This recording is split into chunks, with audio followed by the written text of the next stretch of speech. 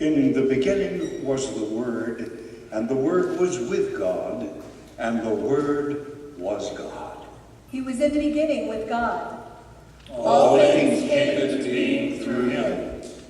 And apart from him, nothing came into being that has come into being. In him was life, and the life was the light of men. The light shines in the darkness, And the darkness did not comprehend it. Did not comprehend it. Okay, so what does all that mean? Well, it means that God has always been here, along with Jesus, the Word of God. And that Jesus made everything. Everything? everything. Wait, so I'm still in the dark on this whole light thing. What or who is this light that shines in the darkness?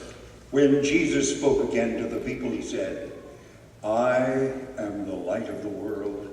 Whoever follows me will never walk in darkness, but will have the light of life.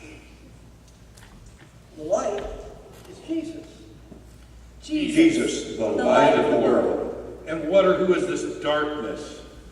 The path of the righteous is like the morning sun, shining even brighter until the full light of day. But the way of the wicked is in deep darkness. They do not know what makes them stumble. The darkness is the world, the lost, stumbling in the darkness of spiritual separation from the light, that is, Jesus. So why are there so many that are lost? If Jesus is the light, doesn't he care that so very many are stumbling in the darkness? For God so loved the world. That he gave his only Son. His only Son. That whosoever should believe in him. Wait, I know this one. Should have everlasting life. John 3:16. Well, I've been to a lot of football games, okay? Well, you already know the answer then. You know the heart of God, that he desires that none should be lost, and gave his only Son as a sacrifice to save the world. Well, yes, but if God did this for the sake of the whole world, why hasn't he told the whole world about it? Now remember where we started. The light shines in the darkness. And the darkness did not comprehend it. But how can God allow so many to still be in the dark, headed towards certain destruction? Yes, he gave the world his only Son, but what good did that do if the whole world doesn't know about it? The world is in desperate need of a rescuer. He gave his only Son. Gave, to hand over, to relinquish, to surrender. God handed over, relinquished, surrendered his one and only Son to the world. The light shines in the darkness, yet the darkness has not understood it. This is the judgment, that light has come into the world, and men love darkness rather than light, for their deeds are evil. God, you see, didn't neglect men or forget them. Instead, he's always pursued them. Through creation, through his people Israel, through the prophets and the law, through his one and only Son, and now through the church and the Holy Spirit. But men have always rejected God. And yet, God did not withhold his Son from mankind, but rather gave him as a sacrifice for the sins of all. He sacrificed for their sins once for all when he offered himself. God is not indifferent to our situation. He doesn't sit back passively and hope for the best. He pursues the hearts of all men and desires that none should be lost. He must act. He must rescue. That's the part of his nature. It's who he is. He is the God who rescues. Seconds for losers.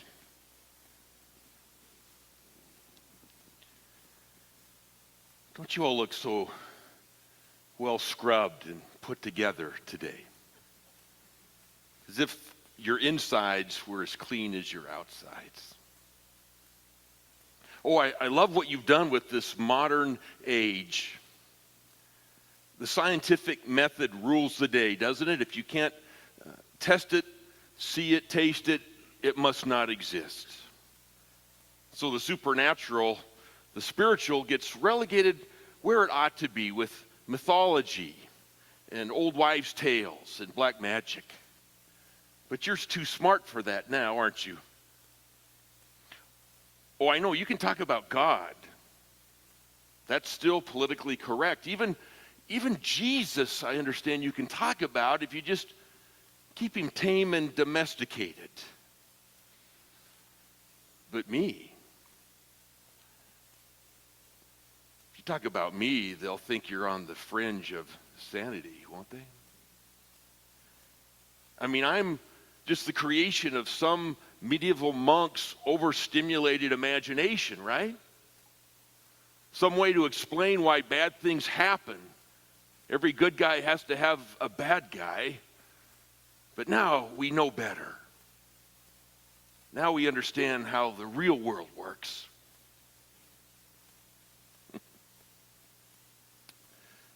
I'll let you in on a little strategy. Being underestimated is the greatest position in a battle. To think that you're not there, or you're not really a factor. This whole idea that you're free, your free will to do what you want. Oh, you're not free. No. Some of you think I live in hell. I'm the pinnacle of his creation, I'll have you know. The highest of all the created beings. Power I have and authority beyond your imagination. In fact, that book you have, you know, that one you never read, it calls me the prince of the power of the air. That's not the half of it. No, I'm not in hell. Some of you may be, but I'm not going there. No, my best work is not done in concentration camps or seances, Ouija boards. My best work is done by well-heeled men and women in comfortable offices who consciously and unconsciously are removing any vestige of the supernatural from your world. So that just what you see is all you get. There's just this life and nothing more. What a fertile ground for my operation. I guess that's why Jesus had to embark on this rescue mission. Really. You know, you're at such a disadvantage. You've never seen who Jesus was before. What a being. What beauty, what power. That he would lay all that aside for you, I cannot comprehend it. I would never stoop so low. I would never make myself that vulnerable as he did. I don't get it, what he sees in you.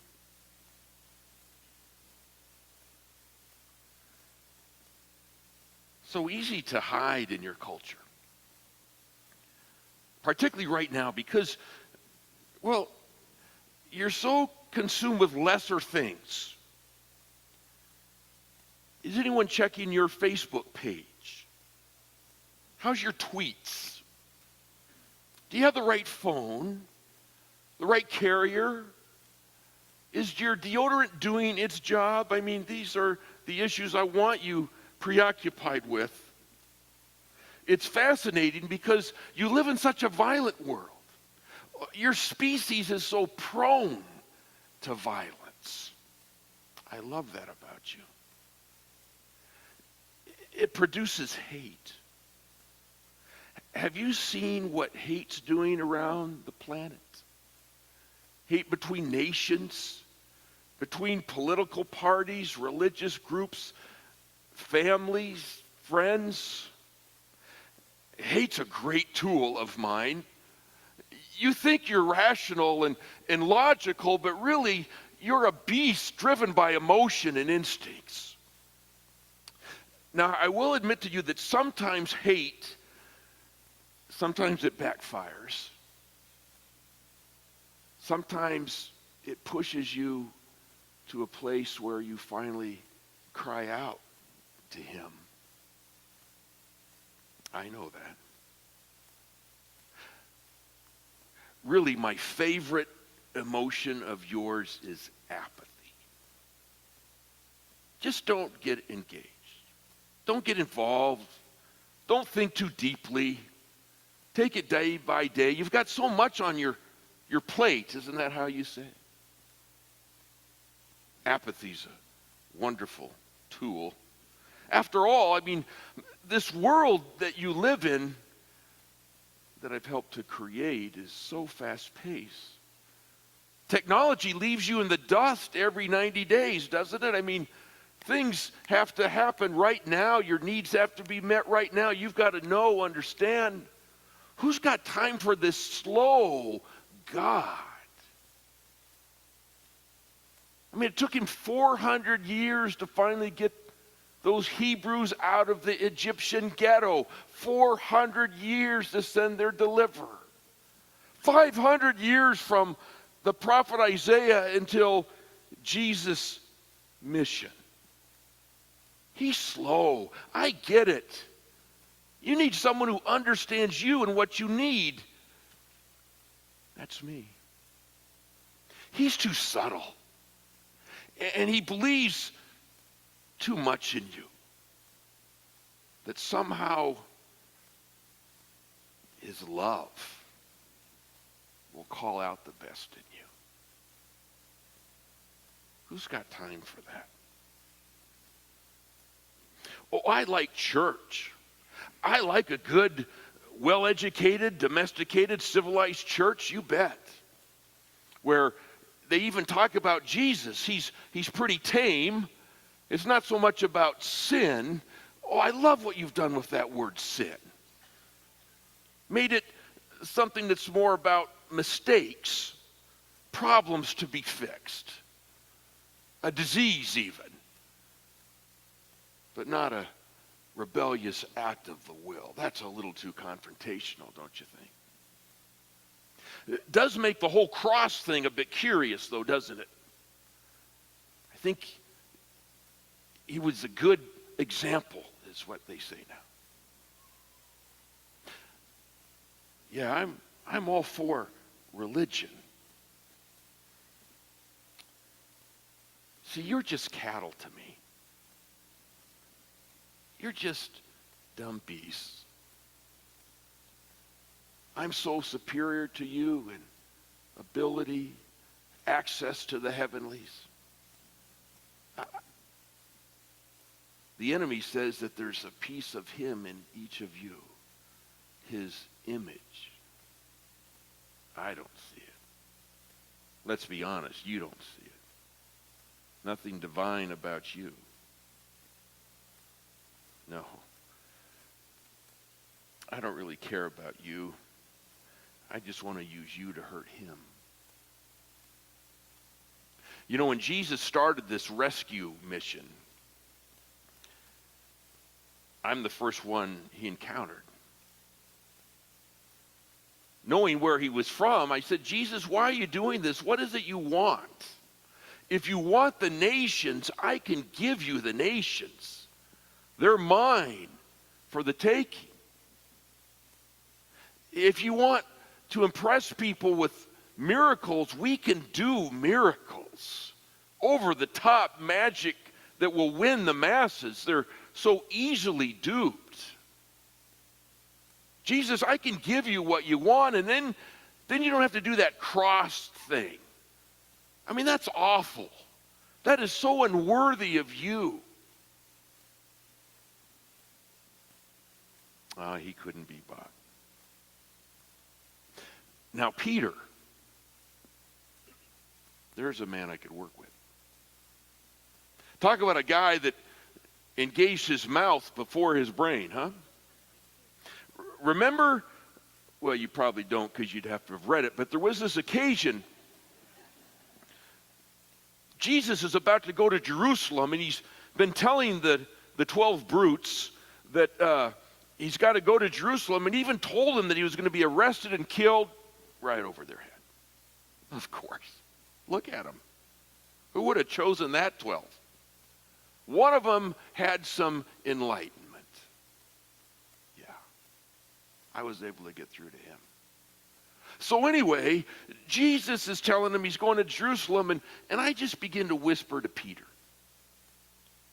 Peter, now, you don't want this for him.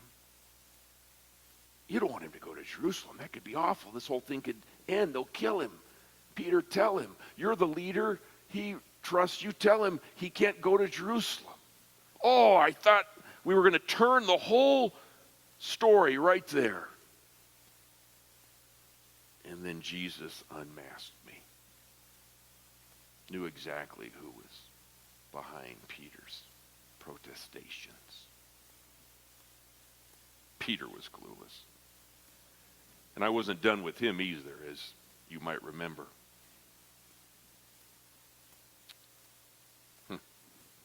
I see you've got your manger scene. Isn't that sweet? Every church should have one. I think you even put it up in your homes, don't you? Used to even put it in businesses, but now, of course, they've gotten smarter about that. But, what a desperate plan. It's almost embarrassing that Jesus would go that far.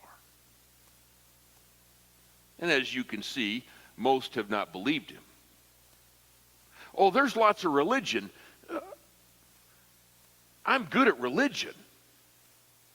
Look at my numbers. I'm winning the day with religion. Because this story is just a little too far out there for thinking folks like you. And who needs to be rescued? What do you need to be rescued from in this modern age? I mean, I can see if we're talking about someone who's, worships trees and rocks in the dark part of the jungle, but look at you. You don't need rescuing. You're doing great. You have everything. You're free. The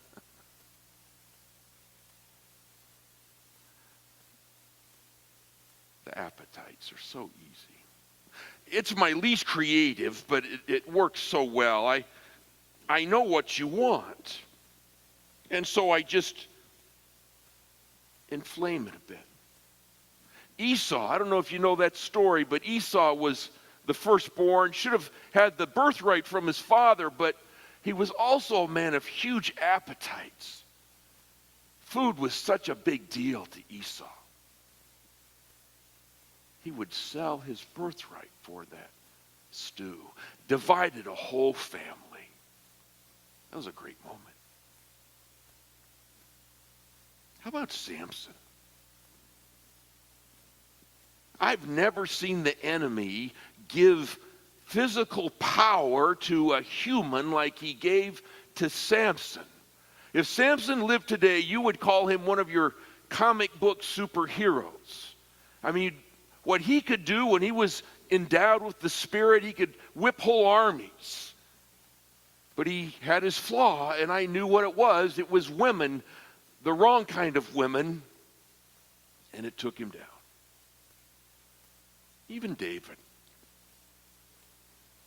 You've heard the stuff about David. Man after God's own heart, yada, yada, yada. One night of passion ruined everything. Ruined his leadership. Divided his family. I was able to incite his own sons to rebel against him. Appetites. The next one is particularly effective with you all. The old book calls it the lust of the eyes. I call it acquisition. the need to keep acquiring more and more. You've got a wonderful term you use now in your modern age. You call yourselves by it consumers. I love that. I'm a consumer.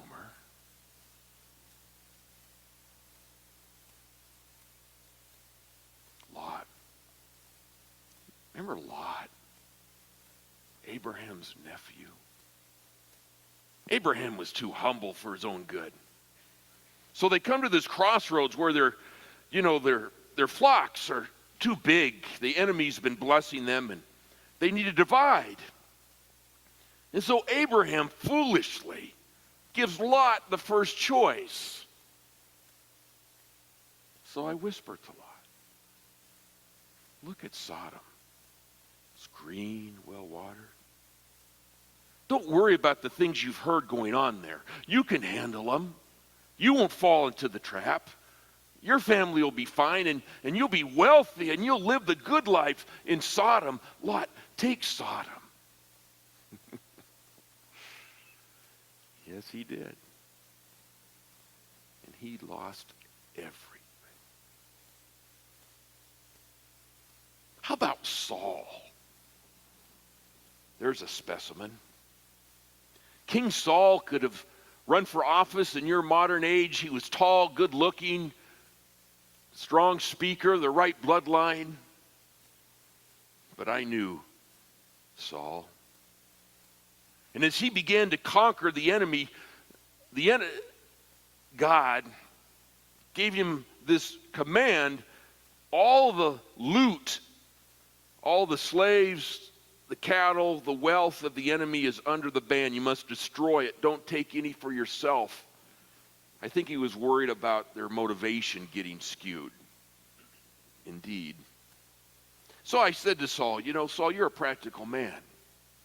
It's silly to waste all this.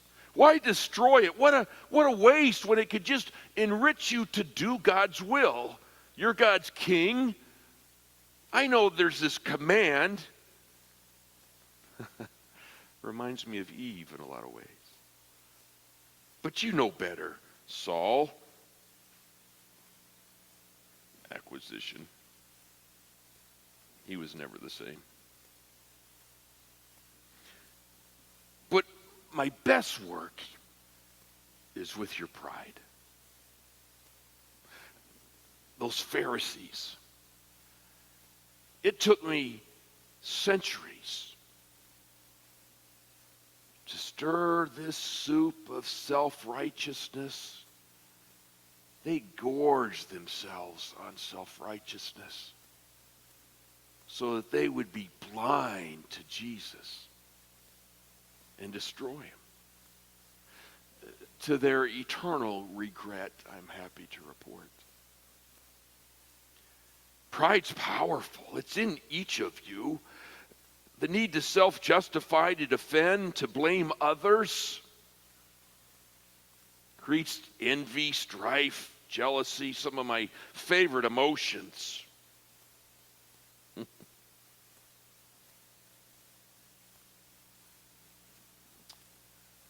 See, you talk a lot about grace and freedom, don't you? It sells books, but you know it doesn't really work like that. That's not real life. A God that would just forgive everybody, everything for all time. Come on now, would you? Of course you wouldn't. You know he's not like that. And even if I can't hook you, Christian, with one of my big three, I'm a master of living in your past.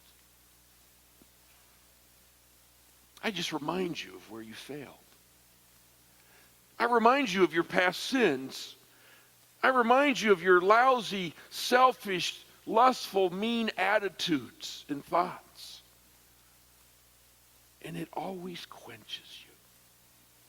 So though you may still cling to him, you're neutralized by your own shame and guilt. Freedom and grace, oh, they're wonderful words. They're just nobody's reality.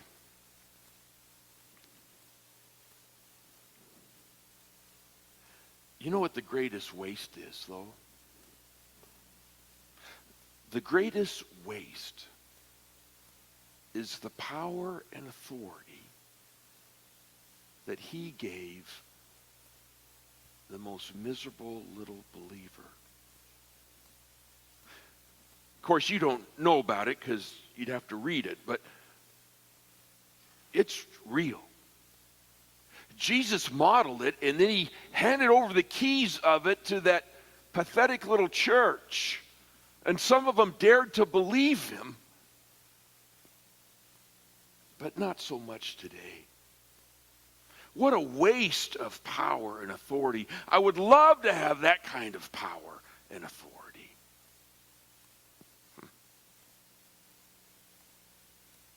Prayer. Don't you love what I've done with prayer? I've made it this, this rule, this work, this thing you're supposed to do that's boring and hard and difficult, but you're supposed to do it. Like flossing your teeth or putting on a tie for church. It's what you're supposed to do, but there's no joy in it. It's just work, and you're not spiritual enough. Yeah, let prayer go. I do love good theater. Have you been reading about these near-death experiences? Your medical technology now makes it possible that people die in the operating room and they float up, so they think, and then they're brought back. And they give these reports of all moving toward this wonderful, warm, white light. Everybody, Hindu, Muslim, atheist, Christian, they all move toward this wonderful white light. And so they come back with the testimony, Hey, we're all going to the warm white light. It's all going to be okay after all. I don't know if you heard. I've been called an angel of light.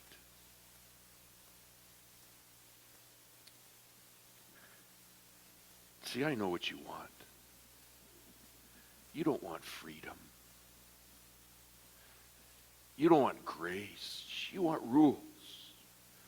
You want a to-do list. You want to know what it is you need to do to appease him and then get on with your life in case he's even really there. I understand. Life is hard, and it's clear that this is all there is. So let's not tease each other with these fantasies of afterlife. Let's be practical. Let's just make the most of what you can with the little that you have now, and maybe throw in a little pleasure on the side. I get that. I can do that for you. I know what you want.